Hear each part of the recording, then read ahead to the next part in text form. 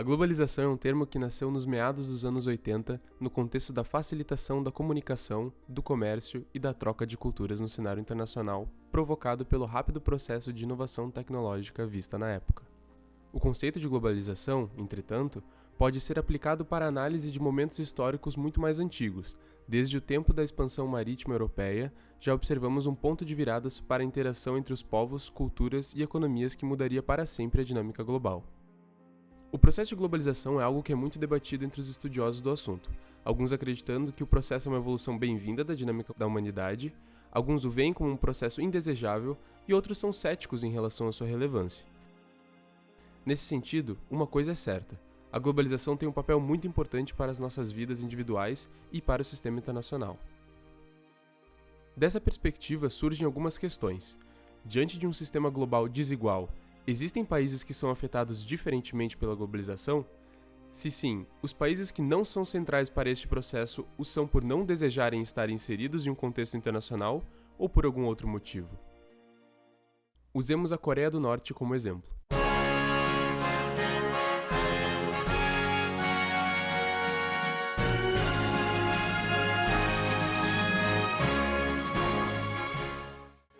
Por ser frequentemente caricaturada pela mídia internacional como um país isolacionista, precário, sem liberdades e com foco somente no âmbito militar, sem se preocupar com o bem-estar de seus cidadãos, a Coreia Popular, mais conhecida como Coreia do Norte, nunca é vista sem um filtro ideológico. No one has shown more contempt for other nations and for the well-being of their own people than the depraved regime in North Korea. Assim, perdem-se, nessas caricaturas enviadas de evidentes objetivos políticos, a verdadeira configuração da Coreia do Norte.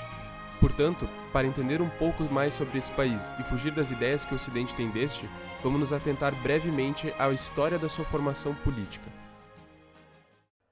Em 1910, o Japão invade a até então unificada Península Coreana de forma violentíssima, e estabelece controle sobre esse território por 35 anos, anexando a Coreia como parte do Estado japonês. Após esse período, Kim Il-sung lidera as tropas do Exército Popular e consegue, em 1945, a libertação dos coreanos. Porém, no mesmo ano de 1945, tropas dos Estados Unidos vão, por medo do avanço do Exército Popular, ocupar militarmente a parte sul da Península Coreana, abaixo do paralelo 38. Nesse esforço contra-revolucionário por parte dos Estados Unidos e de outras potências capitalistas sob a bandeira da ONU, é travada uma guerra brutal que resultou na morte de mais de 20% da população nativa da península e na destruição quase absoluta da sua infraestrutura.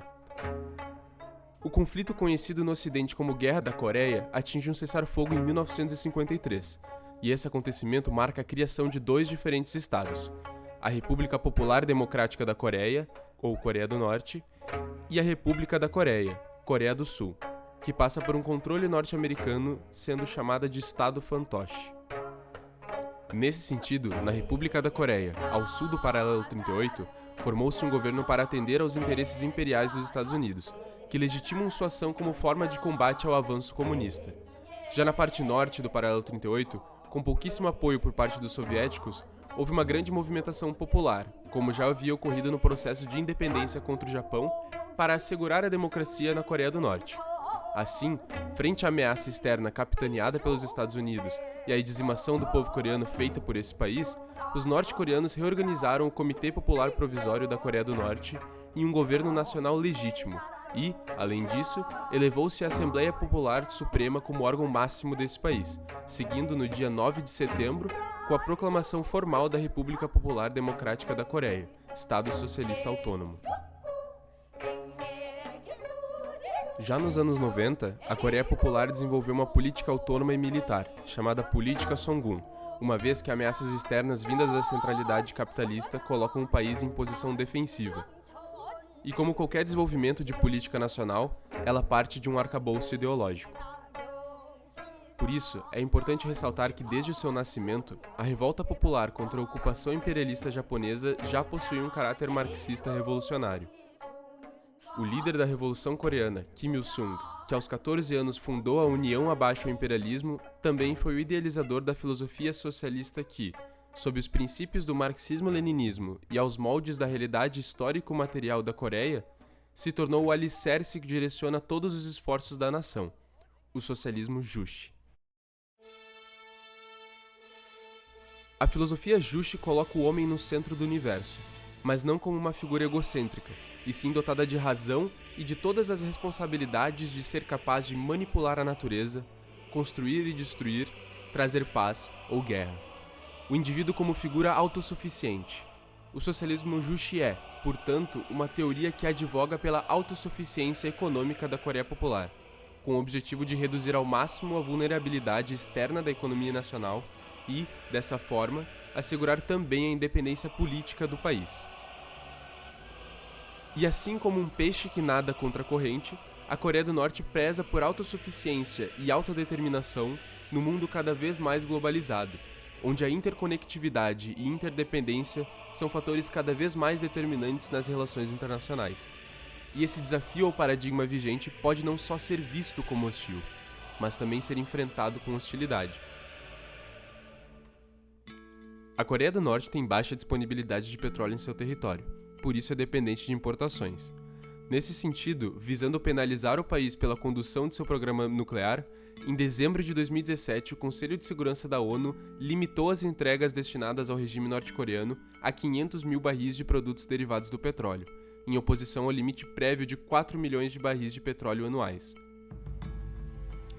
China e Rússia, principais provedores de petróleo de Pyongyang, votaram a favor dessas restrições após o 6º teste nuclear norte-coreano e de diversos disparos de mísseis, que passaram por cima de território japonês em uma clara provocação aos opositores do regime. Mas especialistas das Nações Unidas, que citam o nome oficial do regime, argumentam que navios da República Popular Democrática da Coreia e embarcações de bandeira estrangeira continuam suas elaboradas práticas de evasão para importar ilegalmente petróleo. Além do petróleo, em 2017 a Coreia do Norte também foi proibida de exportar matérias-primas como carvão, ferro e chumbo. Também, segundo o Banco Central Sul-Coreano, o comércio com a China é responsável por 95% do comércio internacional da Coreia do Norte. Entretanto, através de sanções foi imposto que tanto as importações quanto exportações de produtos têxteis entre a Coreia Popular e a China são proibidas, atacando diretamente uma das indústrias mais importantes do país. É também de extrema importância citar os milhares de norte-coreanos espalhados no exterior, que trabalham principalmente no setor de construção do Oriente Médio, da Rússia e da China, pois, segundo a ONU, esses trabalhadores se encontram em condições análogas à escravidão, trabalhando até 12 horas por dia e recebendo apenas uma parte do seu salário. Mas por outro lado, esse cenário está condicionado por sanções que impedem os norte-coreanos de trabalhar formalmente no exterior. Talvez o caso que melhor exemplifica o caráter infrutífero dessas sanções é o do jogador de futebol norte-coreano Han Kwang-song, onde na transferência do promissor jogador do clube italiano Juventus para o clube do Qatar Al-Duhalil, ambas equipes foram notificadas pela ONU por violar sanções contra a Coreia Popular que proíbem seus nacionais de trabalharem no exterior.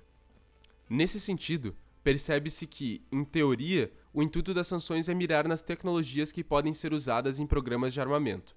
Porém, na realidade, essas passam a afetar não só setores cruciais da economia, mas a vida e os direitos humanos da população diretamente.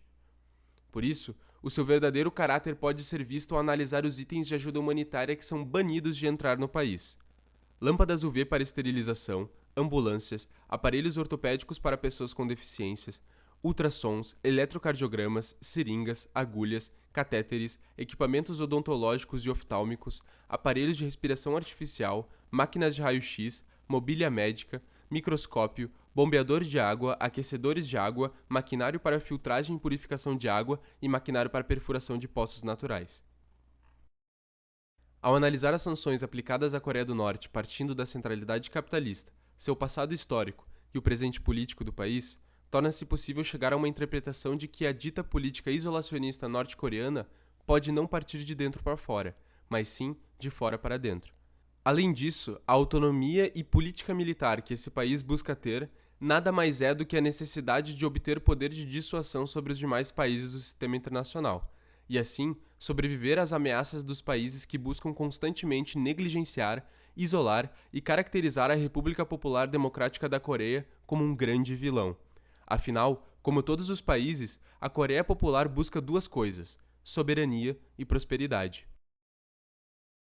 Por isso persiste o seguinte questionamento: o processo de globalização busca mesmo uma integração global de livre associação e de benefícios mútuos, ou impõe uma integração que lesa econômica e politicamente alguns países enquanto beneficia outros?